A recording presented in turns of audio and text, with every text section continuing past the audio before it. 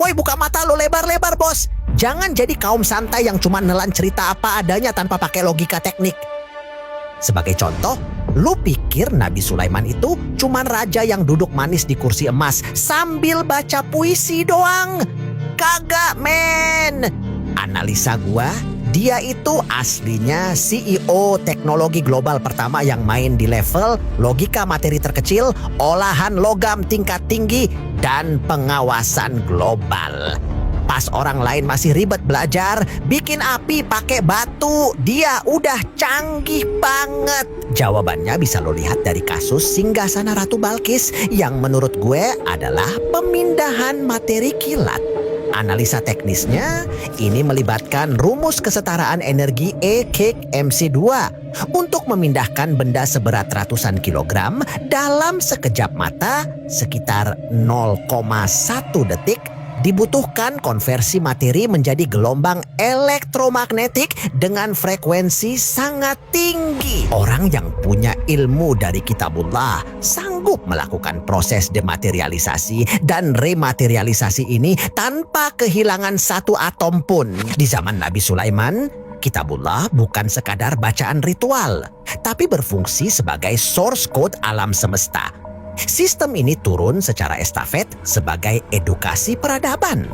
Dimulai dari Nabi Musa dengan Taurat sebagai hukum dasar materi, lalu diupdate ke Nabi Daud dengan Zabur yang membawa teknologi bioakustik, frekuensi suara. Puncaknya di tangan Nabi Sulaiman, semua sistem itu diintegrasikan menjadi sistem operasi spiritual yang menghubungkan kehendak manusia dengan hukum fisika tertinggi di bawah izin sang pencipta. Hubungannya dengan Kitabullah itu apa? Ini intinya, men. Kitabullah itu adalah manual book pengoperasian alam semesta. Analisa gue, ilmu ini adalah kemampuan membaca algoritma penciptaan. Orang berilmu ini meretas koordinat bendanya langsung lewat sistem inti alam semesta. Kalau jin ifrit itu kayak orang yang mau mindahin data dengan angkut harddisknya pakai pesawat. Lambat. Orang yang punya ilmu Kitabullah itu kayak programmer senior yang tinggal ketik perintah copy paste di sistem pusat lewat informasi kuantum. Sebagai bukti tambahan, coba lo lihat istananya. Lantai kristal yang bikin Ratu Balkis nyingsingkan kain gara-gara dikira air itu bukan kaca murah, bos. Analisa gue, itu adalah kristal padat dengan tingkat bening sempurna yang menggunakan prinsip optik geometris. Dengan indeks bias yang dikalibrasi sedemikian rupa terhadap cahaya matahari, lantai tersebut menciptakan ilusi kedalaman air.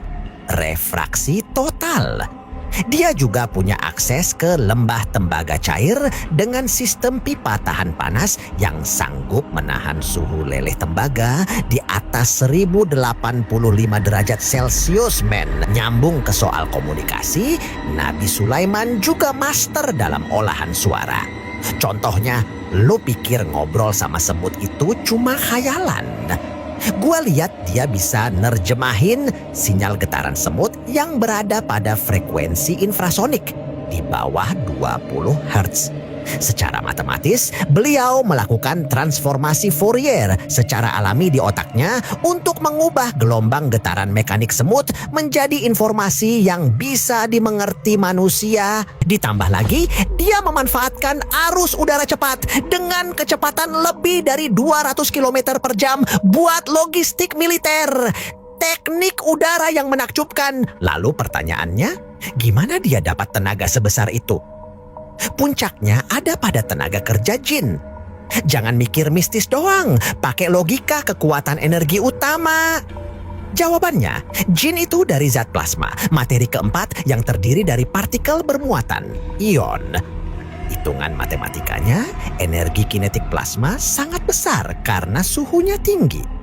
Nabi Sulaiman punya kode perintah berupa resonansi akustik yang frekuensinya sinkron dengan frekuensi alami partikel plasma jin, sehingga mereka bisa diperintah layaknya mesin otomatis. Nah, analisa gua berlanjut ke soal keamanan, yaitu sistem pantauan jin pengintai.